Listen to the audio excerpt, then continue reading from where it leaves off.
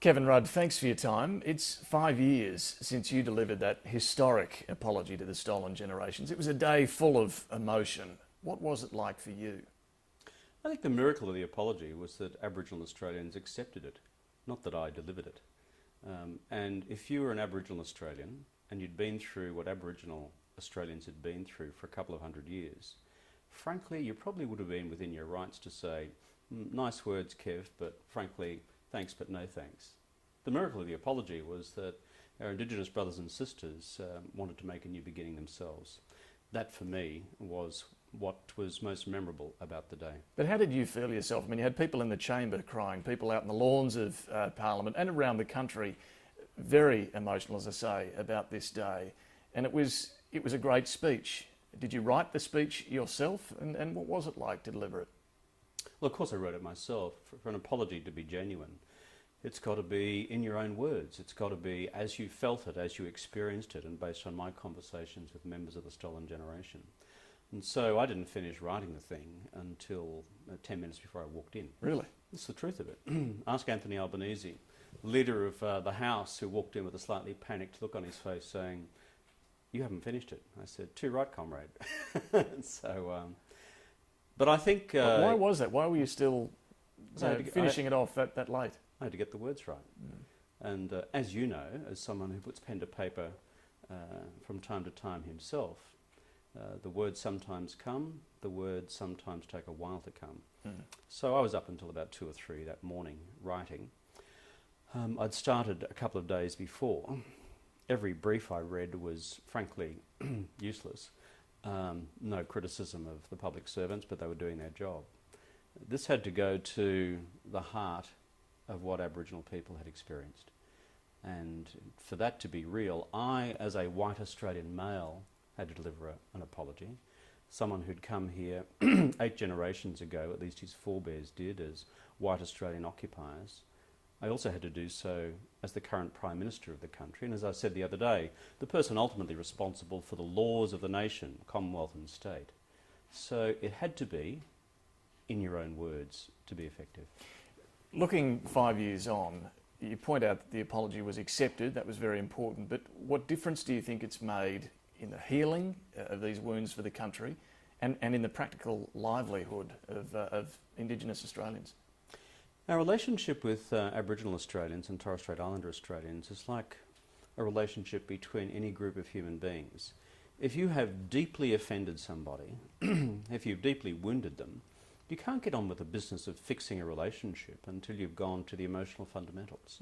So the apology, if you like, was doing some deep, I won't say spiritual work, but some deep work to try and construct an emotional bridge back between Aboriginal and non-Aboriginal Australians. Because it's only once that work had been done can you get on with the practical business of closing the gap. The thing that I'm most focused on these days, and frankly was largely focused on the day itself, was how do we now, building on this spirit, close the gap in life expectancy in education, health, housing, employment. And that's why we set targets, timelines, and, to keep us all honest, an annual reporting framework. Well, some of these targets are being met, some of them we haven't seen progress or so much progress. What is going wrong when it comes, and this is an issue that's vexed governments for years and years and years, what aren't we doing that we should be doing? Well, the first thing that we've got right is to collect the data. When we first sat down, I remember this very clearly, 1 year after the apology, to present the first annual report to the Parliament on progress against the 6 targets we'd set in education, health, housing and the rest. What we discovered was that the data was just either non-existent or very poor. It took us 2 or 3 years to actually get robust sets of data so we could actually know what on earth's going on out there. Then secondly, now that the data is more robust, we can see where the improvements are occurring. Year 12 retention is improving. Early childhood education, we've reached the target we've set for ourselves. But on one other critical educational target, which is literacy and numeracy, we are at best maintaining where we were, and at worst, reading some of the data, falling backwards.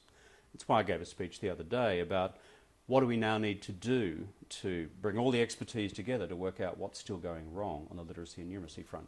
Tony Abbott says as Prime Minister he'll continue to do what he's been doing for a long time, spending time in remote communities. Do you think that's something a Prime Minister should do? Does it make a difference?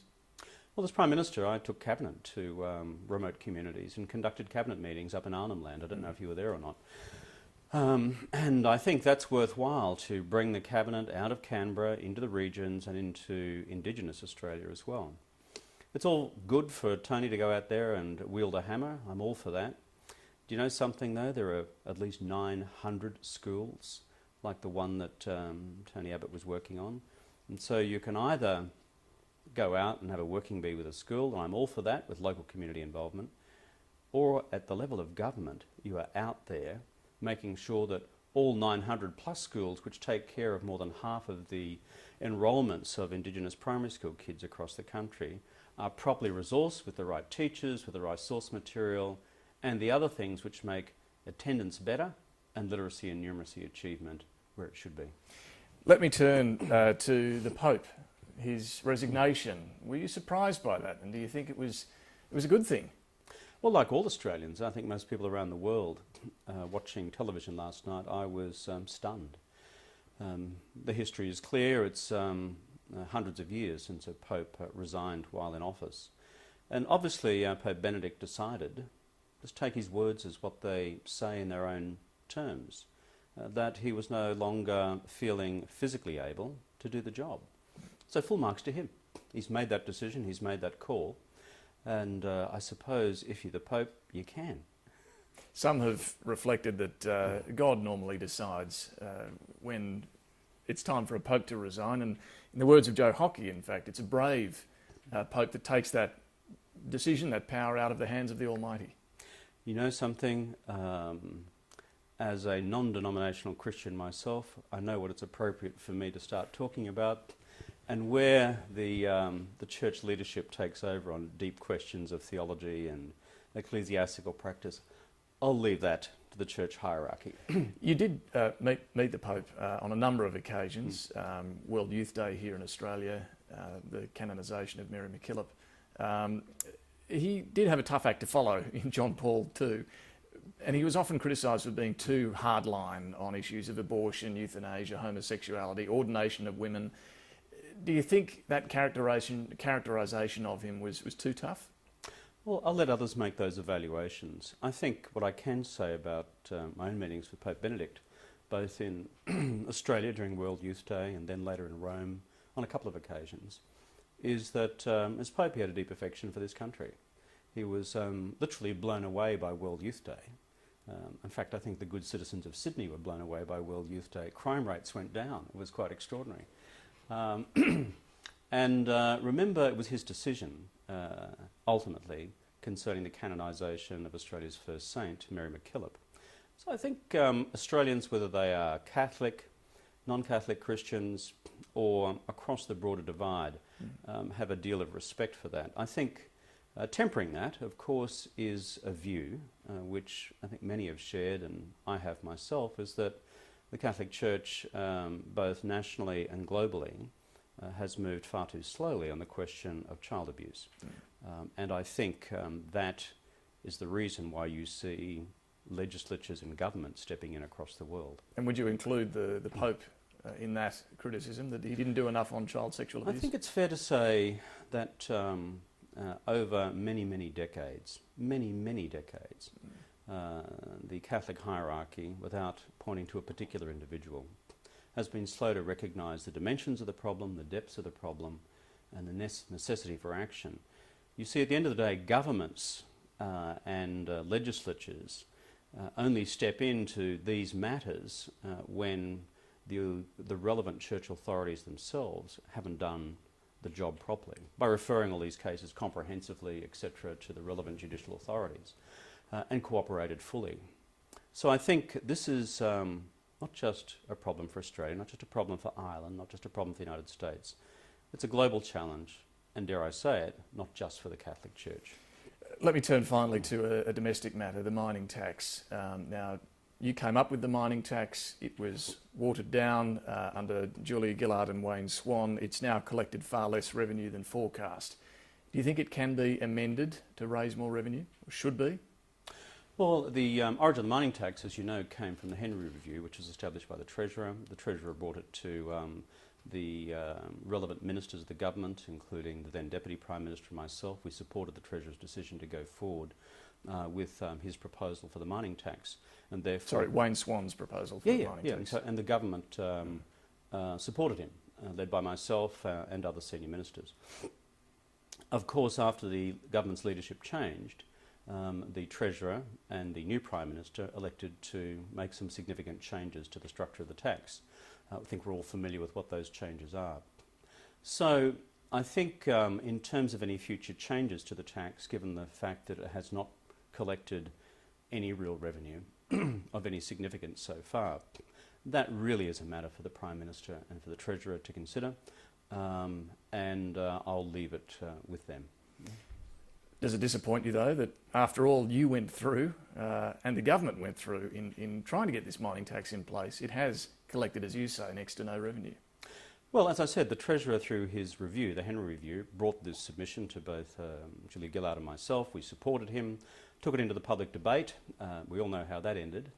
And then the new Prime Minister and the Treasurer elected to make these changes. So you see, what I'm unfamiliar with is what undertakings they also gave to the mining industry at that time.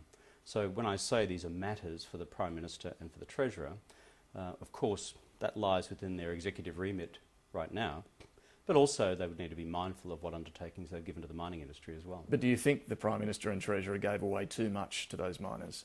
Now, history will be the judge of that.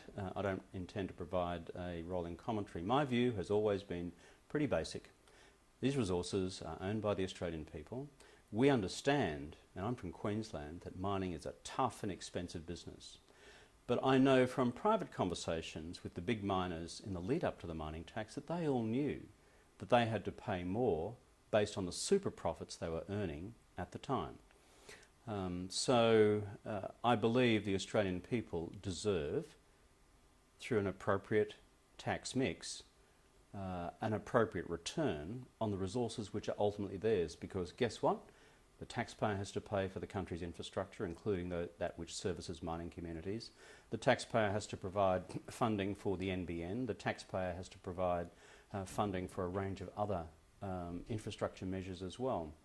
So therefore, our mining companies, which have paid a huge amount of tax over the years, I think have had obligations in this area as well. But on the final taxation mix, that's a matter for the Prime Minister, the Treasurer, the Treasury. They'll also know what the other revenue sources are, which is available to the government, how they're likely to develop over time, as well as the expenditure pressures. We've seen the mining companies in the past spend big in fighting an advertising war on this. Should the government be afraid of taking on the miners again? No government should ever take a backward step in pursuit of the national interest. Just a final question. Kevin Rudd, how would you describe the way this year has started for Labor? Well, it's election year. The Prime Minister reminded us of that at the very beginning when she nominated the election date. This is going to be tough, ugly and bloody. My hope, however, is that when it comes down to the business end of this, we have an election debate based on our policy record in taking this country through the worst financial crisis since the Great Depression, versus the script which was put forward by the Liberal Party, which was to do nothing, and our plans for Australia's future versus their plans and whether they are properly costed. I think Mr Abbott's quite desperate attempt is to run for cover to avoid any level of scrutiny, as he did in the 2010 election. But can this Prime Minister win, given what you've seen? Of course the Australian Labor government can win, and can win under the Prime Minister's leadership. Kevin Rudd, thank you. Good to be with you.